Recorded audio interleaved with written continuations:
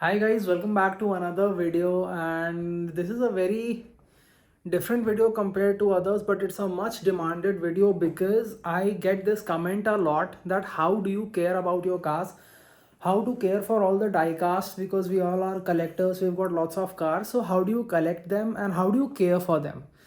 I'm just going to share what all I do personally, and I hope that this helps you out. So let's just break it into parts. I'll start off with the fact that how do I take care of them, right? Now, taking care of them can mean a lot of things. First of all, the number one thing which it can mean is keeping them safely. Now, if your cars are carded, I would suggest you keep them something like this. You keep it like, straight so that it doesn't bend. Whichever card you see generally here, for example, this card, you can see that there is probably a single crease here, or not even that. Like, it does not have a lot of creases. It's absolutely crease free, which means that the card is in mint condition. You can call this 9.5 on 10. This one is definitely 10 on 10. So that way the card does not have a crease. Secondly, this one you can see that, for example, this has curved a little during shipping. This one is flat. This one has curved a little. So this one, if I press it like this or I just do it like this, it'll get better. But you just need to be very careful with that. You can see already the curvature has decreased. All these things you need to do. Then this is for the card. Then you need to take care of the blister. Blister cracks are very common. We can see that, I mean, maybe not one here, but generally what happens is that in shipping the blister cracks, and that decreases the value of the car and the card and all of that. You need to be a little careful to ensure that the blister is not cracked in shipping with buying from a seller who packs it nicely, and when you have it, then take care that there is no crack. So fortunately I have seen so many, I can't see a crack in any, which is a very big deal, because for example, this casting, this is from 2015, so almost 9 years old. If it does not have a single crack, that's a very good thing. Then carded, I think this much is pretty much what you need to do. Another thing is that if you're uncarding, then you should try to do it neatly, like I have done. You can see this is very neat. So the card is in proper shape. You can see 100% proper shape. Blister is also 100% mint, and card is very good condition from the rear also.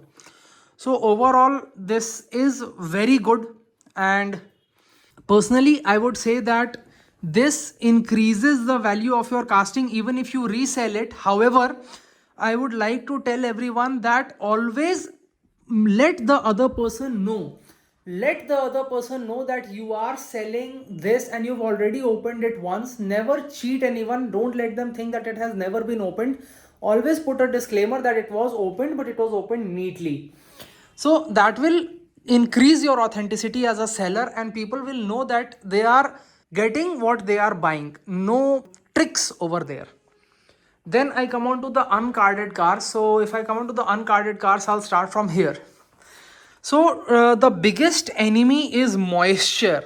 Now you need to protect your cars from moisture, because if I probably show you this and I zoom in a little, you can see थोड़े ना यहाँ पे you will see paint rashes. So paint rashes are very common, especially on these metallic paint cars.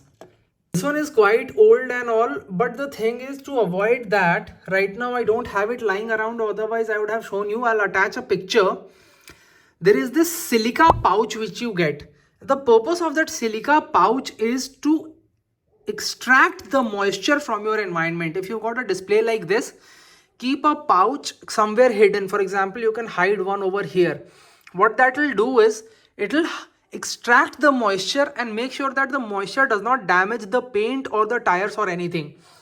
You can see this part is empty. I'll tell you the reason behind that. Earlier I had kept all of these cars over here. Right now I've kept this because this has plastic tires, so these tires do not get damaged. But the rubber ones, they were getting stuck to it. Like the moisture was causing a vacuum between the wood, like the whatever this board is, the between the board and the tires. So you need to be a little careful about that, that the moisture is minimum. Another thing, for example, if you got an air conditioner or something, so the air conditioner will help you managing that moisture, and that is going to help you a lot. Then another very important thing is that you need to keep it covered, because dust also damages, and what happens is that as the cars are exposed to the dust, it loses its shine. The shine and the glaze slowly fades away, and then the paint becomes very dull. So for that, like if I've got these open cards, uncarded ones, I've kept them covered. Otherwise, maximum I've kept carded, and even the cards need to be in good condition. If you're storing them in boxes, then the ideal way to store them is 3 by 3. If you know that, it's well and good. Otherwise, I'll show you. It's just like you keep one here, one here, one here, and then you reverse it. Like you start like this, this. So if you're storing main lines, this is a very good way to store them. You keep 3 cars on the bottom and 3 cars on the top. So in this way, you can store them very easily without any problem.